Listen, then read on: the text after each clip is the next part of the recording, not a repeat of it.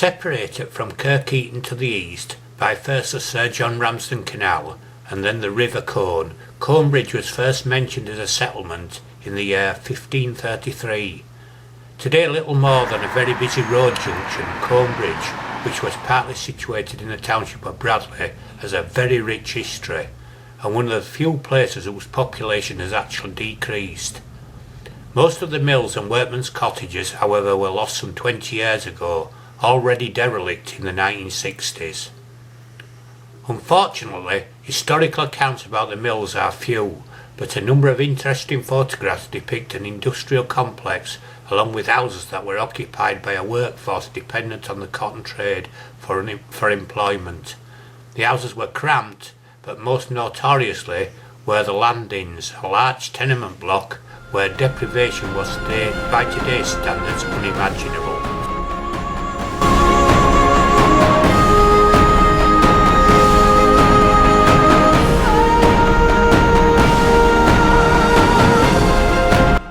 Indeed, my maternal grandfather, Gordon Copeland, was a young boy living at the tenements and would describe how hard life was back then. It's best described by Richard Heath in his recent post. Life in those tenements was sheer drudgery. The conditions were related to me by Olde Bradley. She told me there was no running hot water, bathroom or inside toilet.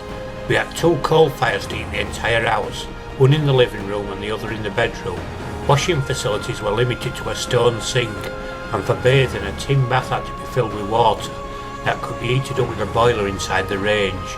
This was in the 20th century, so I can only imagine what it had been like in the Victorian times.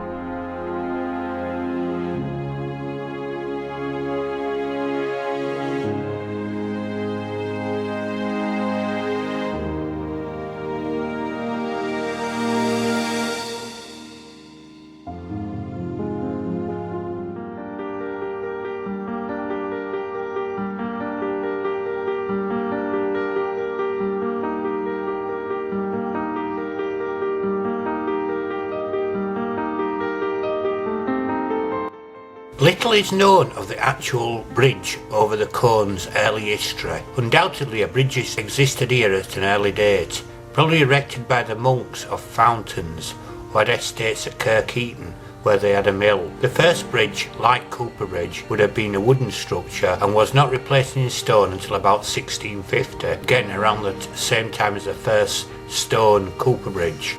In 1752 the width of Colnebridge was given as 13 feet. In 1801 the width of Colnebridge was doubled, and from there on it remained one of the oldest bridges in the district, untouched until fairly recently when sweeping changes occurred along the length of Colnebridge Road, resulting in it being rebuilt. The second bridge nearby, which crosses the Sir John Ramsden Canal, was also altered and widened, but retains the date stone showing the date 1775, the year when it was first constructed.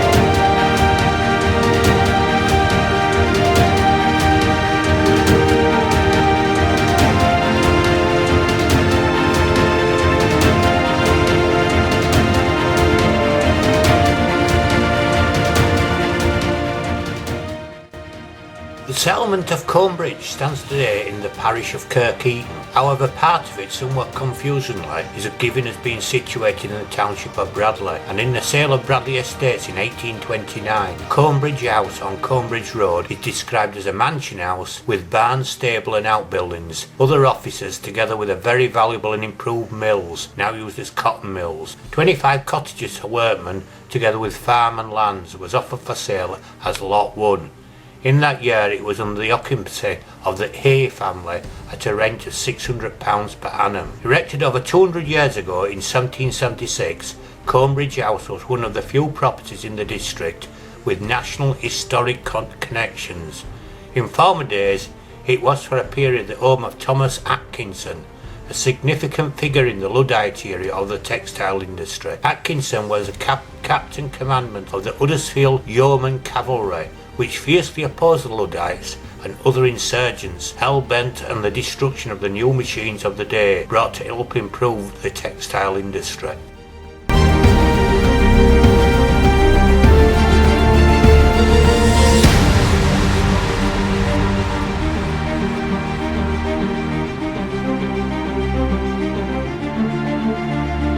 The average family in the 1800s had between 5 and 10 children. It wasn't unusual for a father to have up to 15 children if a previous wife had died in childbirth. Children always being put to work at a young age helping their parents in their small big family businesses. The girls learned to spin and the boys combing and carding and dyeing cloth. During the late 18th and early 19th century, the Industrial Revolution took hold in Britain, and domestic work was replaced by work in the local mill. Children as young as 9-year-old was apprenticed.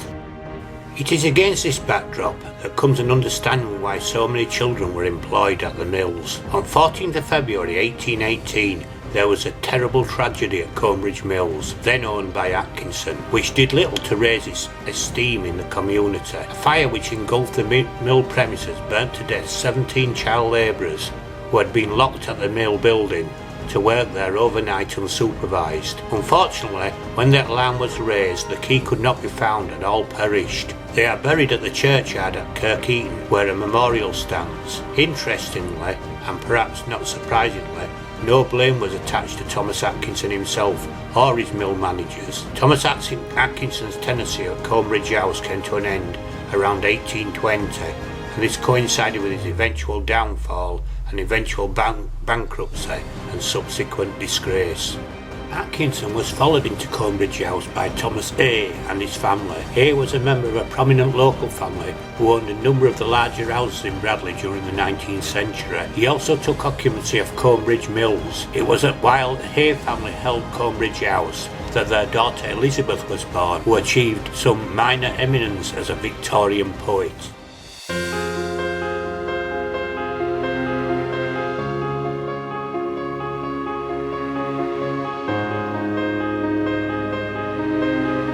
Today, the community of Colnebridge is just a distant memory. It is now no more than a very busy road junction. Very few as they drive through know of its rich history, when Hay's mills vibrated to the incessant clatter of spinning machines, and generation after generation thrived in the numerous workers' cottages now all gone. At the turn of the 20th century, the village had 3 shops, 2 places of worship and a pub, the Spinner's Arms, which was demolished and rebuilt in the 1930s. The pub somehow survived the closure of the industries and continued to be popular with locals. It was extended in the 1990s to house a restaurant and was renamed the Royal and Ancient.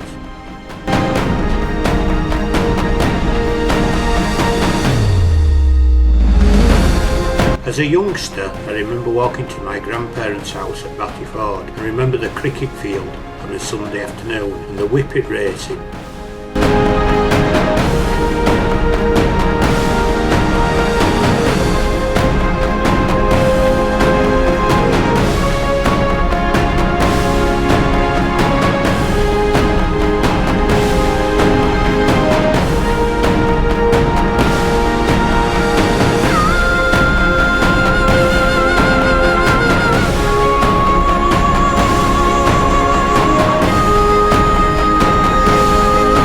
I still recall the rickety bridge which crossed what was once the Midland Line, which you can see on this picture.